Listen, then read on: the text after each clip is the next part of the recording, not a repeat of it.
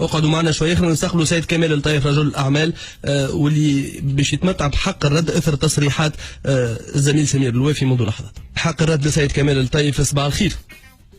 مرحبا بك. السلام عليكم. مرحبا بك سي كمال الطيف. كنت تسمع تو في سي سمير الوافي يتكلم. لا انا ما عنديش معها مشكل، فهمتني. اتصل بيا هو وبإلحاح حب يتصل بيا وقبلته يجي 3 4 مرات، فهمتني. وعلى اساس يحب نعمل معه برنامج. هذا اللي اكده لنا. وين الاشكال سيد كمال الطيف؟ وين التكذيب او حق الرد تحب تدخل به؟ فوالا التكذيب هو انا قال حسيت منه يتمهطل فيا ويكذب عليا. مش نكذب عليه، قلت له انا من اول نهار ما نحبش نعمل انترفيوهات في التلفزه، وانا كان حبيت نعمل انترفيوهات في التلفزه انا عملتهم عندي برشا من بعد 14 اتصلوا بيا القناتات كلهم ما حبيتش نعمل، ولهذا هنا كذب. ثاني حاجه قعد باتصال بيا كلمني بالتليفون ويقول كل ما انسان يكلم كمال الطيف في التليفون. انا عندي القائمه نتاع التليفونات نتاعي الاوريجينال، معناتها انا اتصلوا بيا الكل باش يعيطوا لهم متفقين، عندي القائمه الكل. هذا هو، لكن هو موجه ونعرف شكون هزه. يعني هو القاضي تحقيق اللي يستدعى سمير الوافي وكشاهد في القضيه. لا اللي يقود في القضيه وكذا كل شيء هو المحامي وعلى طريق شخص اخر، فهمني ولا؟ ومعروف مشى هو متطوع ومعمولين معناتها الشهاد مختورين. ما لا تو كل ما انسان اتصل بيا بالتليفون ناويين يعيطوا له. مش معقول هذا ما توقعوش هذا. انا خاطر عندي انا القائمه كل ما لا نشوفوها ملايين عباد يقول اس ام اسات. ما يوضح انا بالتليفونات ما يخرجوش اس ام اس، بخلاف كان طلبني حد في عيد رجع له اس ام اس عمري ما نستعمل اس ام اس. هذا ما يوضح يقول مش تبع كمال طيب اس ام اس.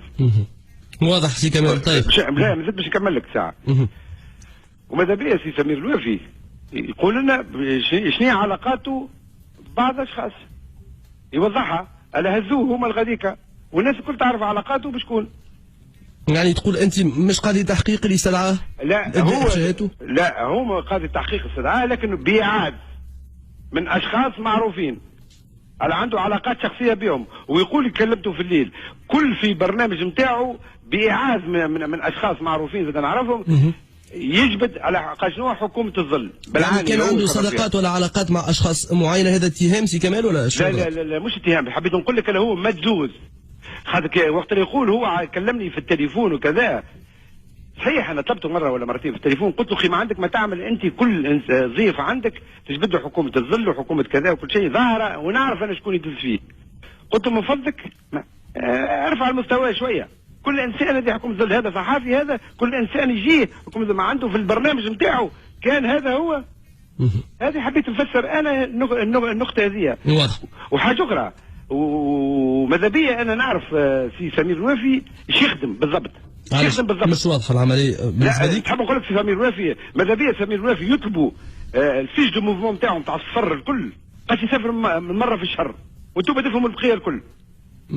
بكل صراحه مش واضحه. شنو المقصود سي كمال طيف؟ مش واضحه العمليه، مش واضحه. يعني قد ما يسافر شنو الاشكال؟ ما فهمتش بالكدا. لا الاشكال ما نتوقعش انا كان شريته تتمكن له باش يسافر كل شهر، مرتين ثلاثه، وموجود هذايا بالفرونتيير تنجموا تعرفوا الموفمون نتاعو. واضح رايك. هكا حق الرد وصل سيد كمال الطيف اثر تصريحات بارك الله فيك. شكرا ليك. اثر تصريحات الاعلامي والمناشط سمير الوافي. يعطيك الصحه. نهارك زين. شكرا لكم على استماعكم. حق الرد هذا حق في حد ذاته كما اسمه يدل على ذلك.